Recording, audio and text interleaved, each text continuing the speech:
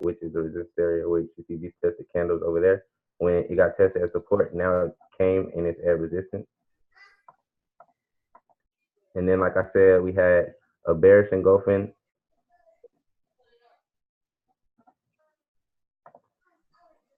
Drop to the 4 hour. We had these bearish engulfings up here, which is where I call my sales at.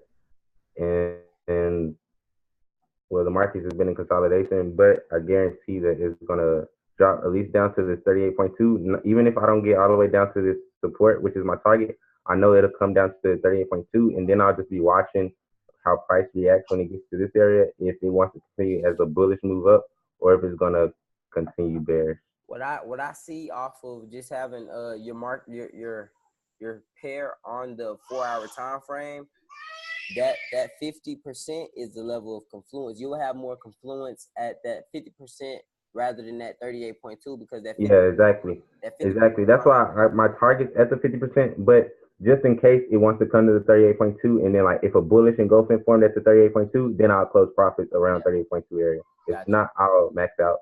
And you'll close profits when that bullish engulfing close, correct? Yeah, fact. Okay. Yeah, we got the exact same bias. So and then this is the Euro JPY James was looking at. Yeah. Oh, that's Euro USD. Yeah, I see you. Yeah. Oh yeah, Euro USD. I caught it. Oh, for facts. Euro USD. We look at Euro USD. Euro USD. I call it sell, obviously, because we have breaker structure, lower low, lower high, Fibonacci.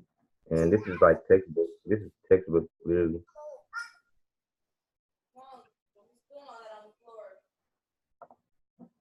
You understand why I said it's textbook, everyone? And it's textbook. Yeah. It's real talk. I see. Market structure. This is what we trade off of: market structure and candle details, support and resistance. That's all. You know, the main thing we need to focus on just as a team, as individuals, is psychology, the way we look at the markets. You know what I'm saying?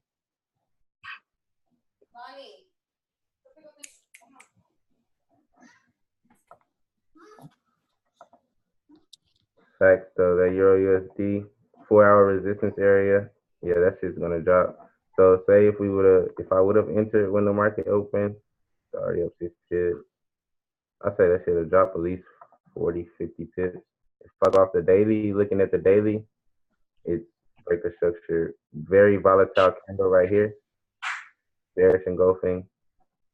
And just paying attention to the daily time frame from Euro USD, you're at a lower high point. It's giving off basically buyer's exhaustion from the upside. You have that bearish pin bar close, and then you have the bullish engulfing. So how I would be looking at this right now is basically go to the lower time frame, wait on a breaker structure, boom, retest, wait on another engulfing, take it to the downside. Facts. You got the momentum. Stop loss would be set above, like in this area, if you got an entry, but I haven't really seen oh, well, here's the bearish engulfing right here on the 30-minute before price dropped. Is that a bearish engulfing or nah, it didn't engulf?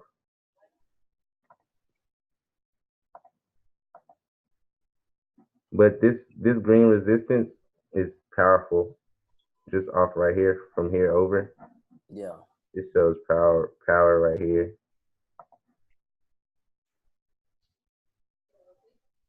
How I've been what the past couple trades that I took last week, what taught me was basically going off of strictly bearish engulfings from the higher time frame, and then when you get that bearish engulfing on the lower time frame at a certain level of like retest or something, that's just another confirmation to go along with, you know, your setup. And also 30-minute bearish engulfing just formed. Remove the doji, bearish engulfing, boom. Bearish engulfing, yeah. Also the SMA EMA. Yeah. It's good. So yeah, Euro USD is good for a sell. This right here shows lower low, lower high, lower low on this 15-minute. If I go lower low, lower high,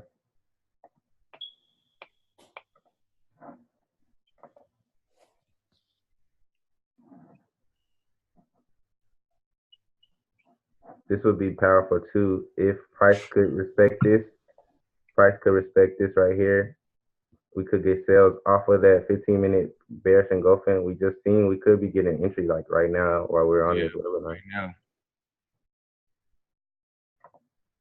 Just see how price respects this resistance.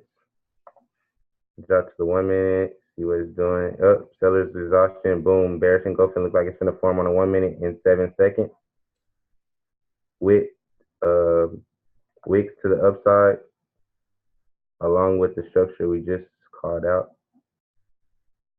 So yeah, I mean, EU could be a good sell. Yeah, nice setup. Your technicals are they on point. So it's like everything is on point. Right. He's on here, but he got off. But we went over about 4 pairs. You went over GBP CAD. James went over Euro JPY. You went over USD, Euro USD. I went over GBP USD, and we went over about 5 pairs. And as you can see, just paying attention to UJ, prices dropping. The market pushed up, but we still have basically sellers momentum. So, and that was another thing with me earlier, psychological wise. I was at the park. We was at the park this Easter. We was at the park, and I'm looking at my charts. I'm like, damn, that whole shot up with this big ass bullish candle. But I really zoomed out, and I'm like, oh, we still really at a high point. So if I don't even get a break of this high point, it's a possibility I don't get a break at this high point. You know what I'm saying? So I'm just gonna hold off, and with me holding off, the market respected this random level of resistance. We're getting across to the SMA, EMA. Right now, the main thing is just from the lower time frame, from this 1 hour or 30 or 15-minute time frame, we have to build up momentum to basically break this weekly level of support because it's very powerful. But going from the weekly time frame or even a daily time frame, we're really just at a level of resistance. So that it really doesn't matter, but we just have to get that break or some type of if we get a break and retest of that weekly resistance on a lower time frame, the market's most definitely it's gonna drop. It's gonna most definitely drop. So and even just paying attention to structure on the weekly time frame, we're at a lower high point.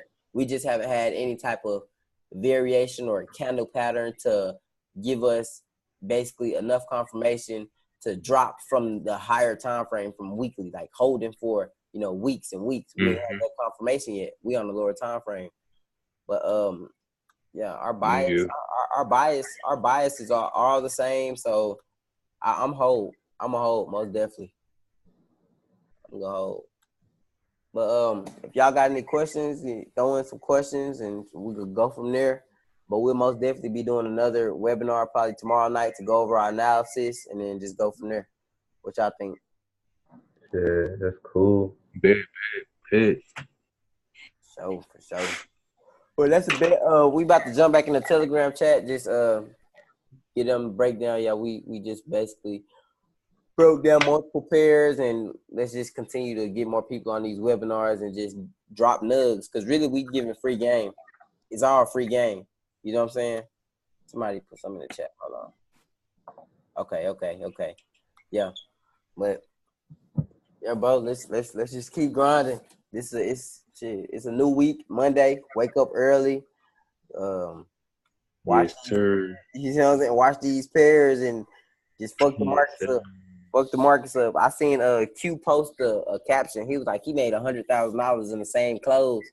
I'm like, damn, he pulling that out the market that easily this year, boy. Hey, we could do something. We could do something for sure. Just stay focused, and we're gonna just keep working every day. So. But that's all. That's the end of the webinar, guys. I appreciate y'all for coming through, jumping on here, and then I'm gonna be in contact with y'all for sure. No problem, bro.